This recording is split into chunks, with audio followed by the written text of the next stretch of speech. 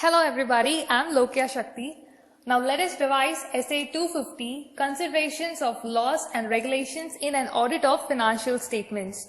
If we look back at the overall objectives of the auditor, one of it is to express an opinion on the financial statements prepared by the management in accordance with the applicable financial reporting framework. So what does this applicable financial reporting framework means? It means a framework that has been designed in such a way that it complies with the relevant laws and regulations for the entity.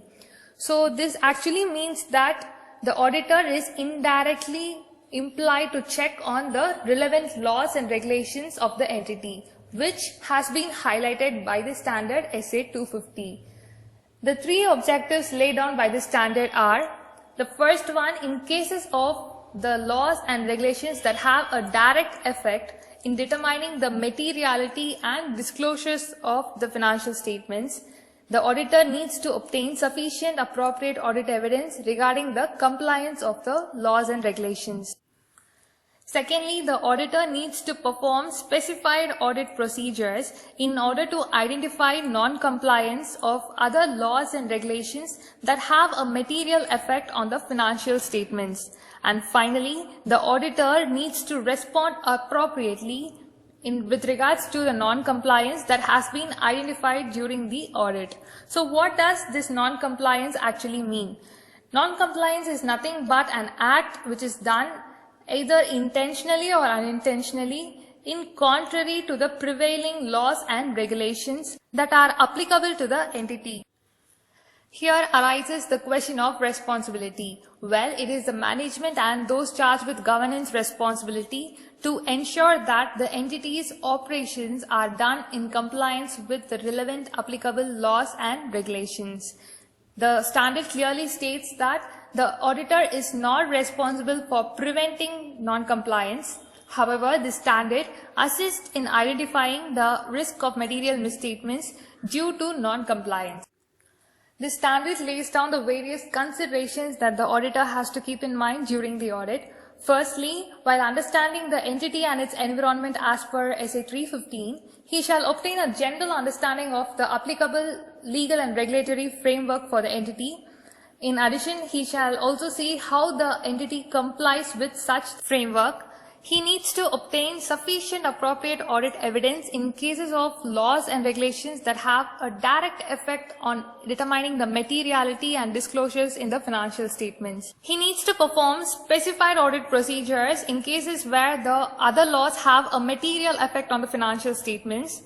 These procedures include inquiring the management and those charged with governance regarding the compliance of the laws by the entity, plus inspecting the correspondence of the same with the relevant authorities. The auditor needs to have an attitude of questioning mind throughout the audit. He needs to be alert to the possibility of instances of non-compliance, which is nothing but one of the code of ethics, professional skepticism. And finally, the auditor needs to obtain a written representation from the management that all instances of non-compliance and all suspects of non-compliance has been disclosed to the auditor. So once having established these procedures, what happens in case where a non-compliance has been identified or suspected?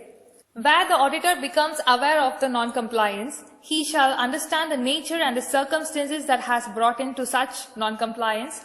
Further, he shall also gather additional information regarding the possible effects on the financial statements, like for example, the fines, penalties, litigations that needs to be faced by the entity.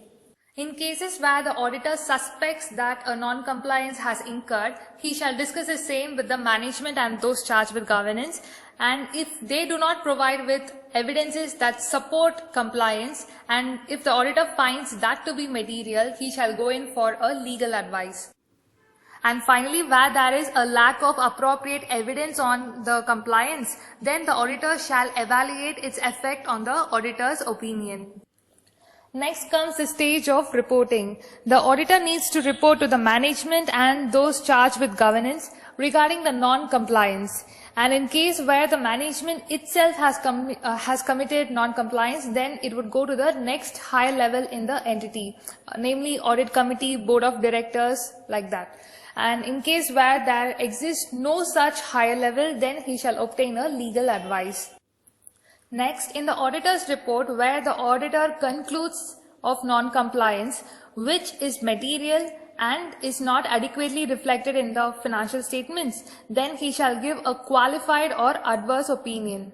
In case where he is unable to get sufficient appropriate audit evidence, he shall evaluate the material effect on the financial statements and accordingly give a qualified or disclaim the opinion.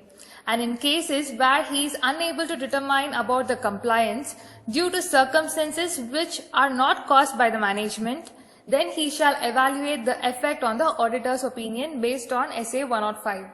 Further, the auditor needs to determine whether he has a responsibility to report to the regulatory authority, and if so, he needs to do that. And finally comes the documentation. The auditor needs to document the identified and suspected non-compliance which were found during the audit, plus the results of discussions held with the management needs to be documented. So by this we come to the conclusion of SA 250. I hope it was useful. Thank you for listening.